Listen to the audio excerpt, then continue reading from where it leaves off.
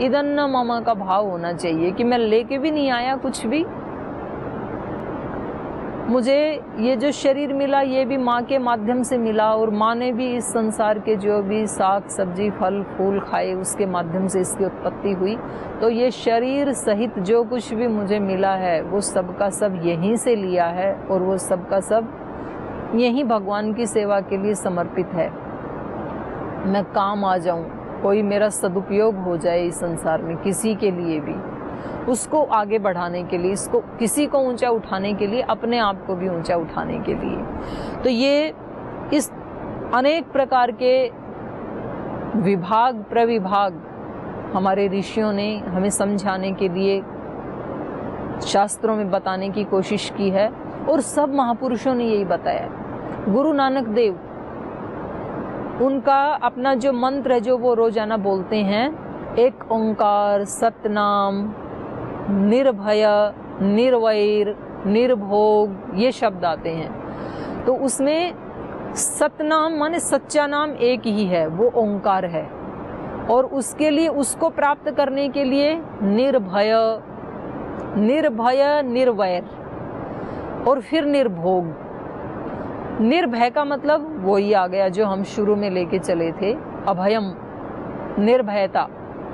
क्योंकि व्यक्ति जब निर्भय होगा उसको कोई भय नहीं होगा, किसी से भय नहीं, क्योंकि मैं कंपटीशन में नहीं हूँ। मुझे कोई हराएगा तो तब जब मैं कंपटीशन में आऊंगा, मैं कोई कंपटीशन में नहीं हूँ। मुझे सारा करके और उसको जीरो कर देना है, ना किए जैसा कर देना है रात को, इसलिए मुझे कोई हरा नहीं सकता है।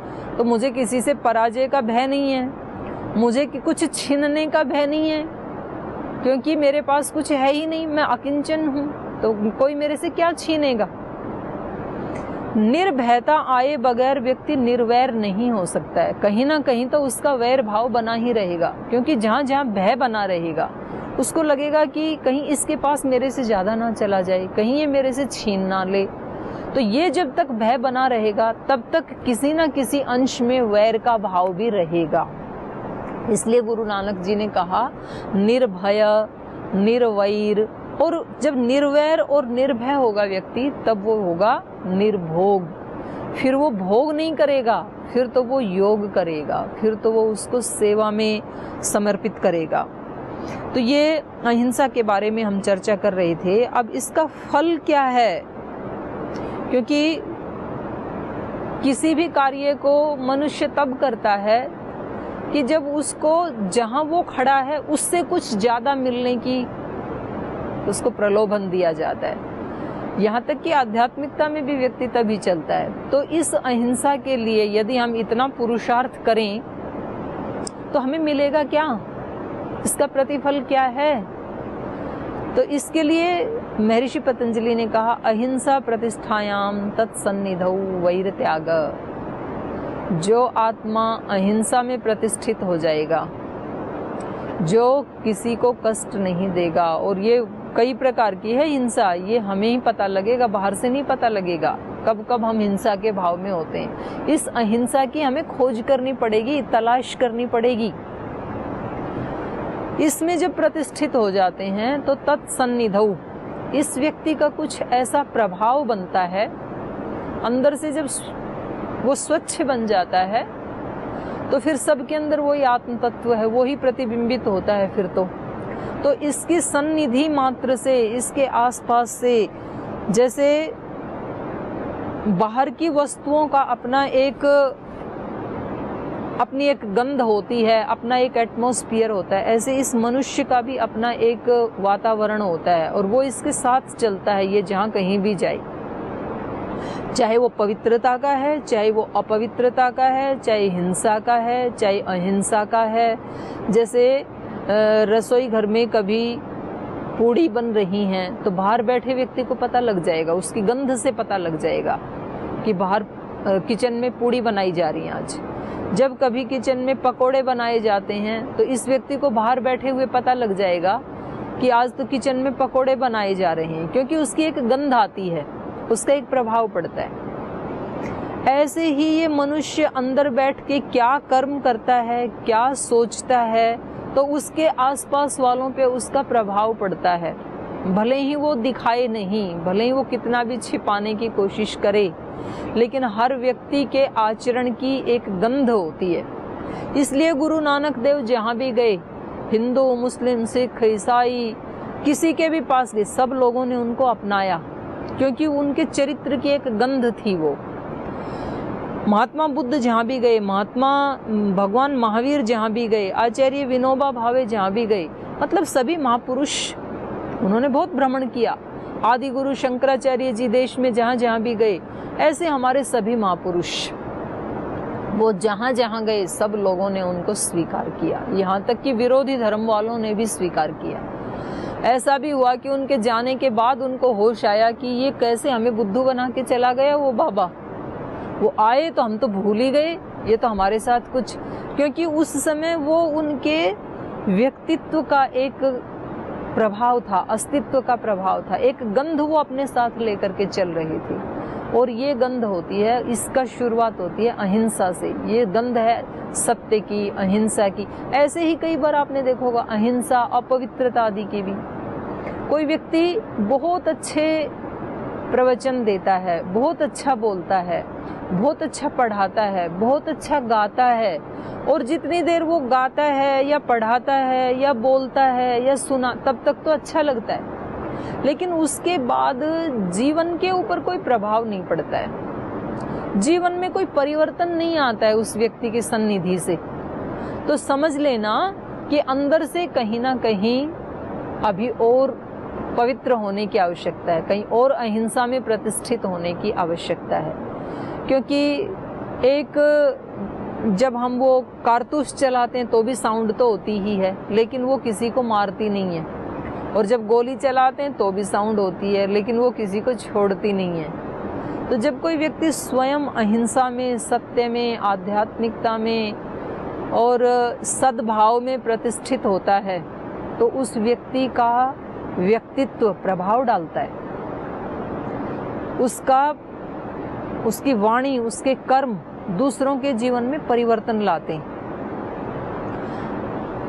इसलिए इन लोगों ने, महर्षि दयानंद ने एक व्यक्ति से कहा जो शराब पीता था, तो दूसरे लोग तो उसको अंदर ही नहीं आने देते थे, लेकिन महर्षि दयानंद ने कहा भाई कोई बात नहीं, इसको आने दो। और महर्षि दयानंद ने उसके लिए कहा, अरे अमीचंद, तू है तो हीरा, लेकिन तू कीचड़ में पड़ा है, तो इससे बाहर निकल। और उस व्यक्ति के ऊपर इस शब्द का प्रभाव पड़ गया। उससे पहले उसके घर वालों ने, बीबी ने, बच्चों ने, माता पिता ने कितना समझाया उसको, असर नहीं हुआ।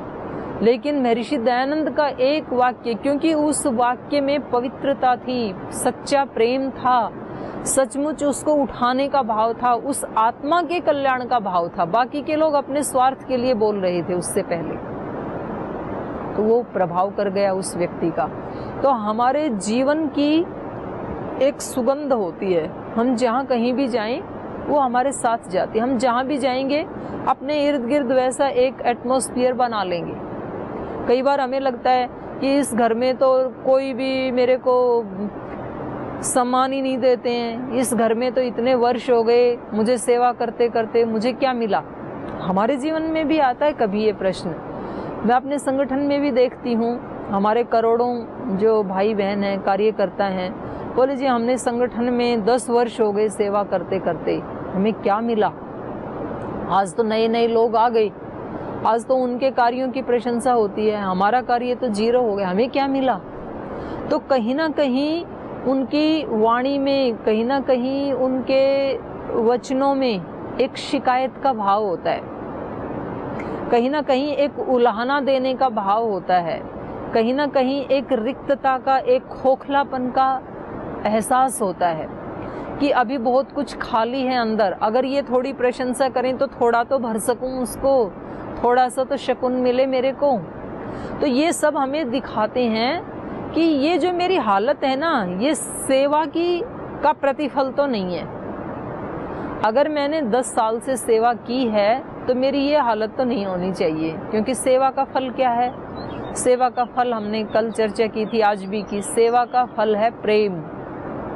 सेवा करने से प्रेम की उत्पत्ति होती है। तो हमने यदि सेवा की है तो हमारे जीवन में प्रेम भर जाना चाहिए। और यदि हमारे जीवन में प्रेम आ गया है तो फिर कहीं ना कहीं हमारे अंदर निर्भयता भी आएगी और कहीं ना कहीं अहिंसा भी प्रतिष्ठित हो जाएगी हमारे अंदर। तो ये जो शिकायत का भाव है, ये दिखा रहा, ये फल है जो हमने 10 साल किया, जो हमने 10 साल तक बीज बोया, उसका ये फल है। हमने बीज बोए थे लेकिन फल तो कड़वा है, तीखा है, अच्छा नहीं लग रहा है चखने में।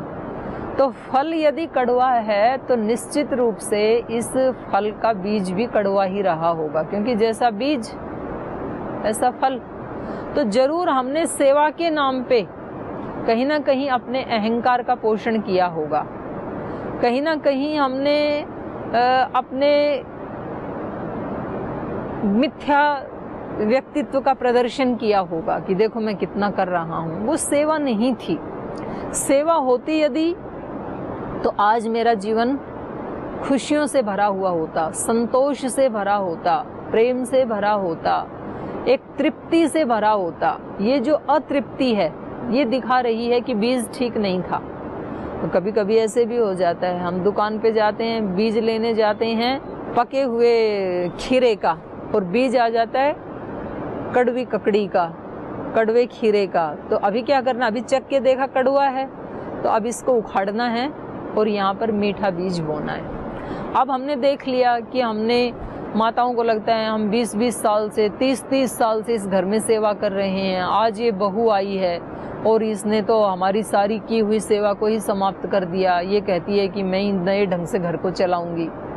ऐसे हम संस्थान में भी देखते हैं, ऐसे हम संगठन में भी देखते हैं। जब यहाँ कोई योग का नामो निशान नहीं था तब मैंने अपनी जेब से 1-2 लाख रुपए खर्च करके मैंने कितनी मेहनत की, रात दिन दौड़ता रहा, तब मैंने ये संगठन खड़ा किया।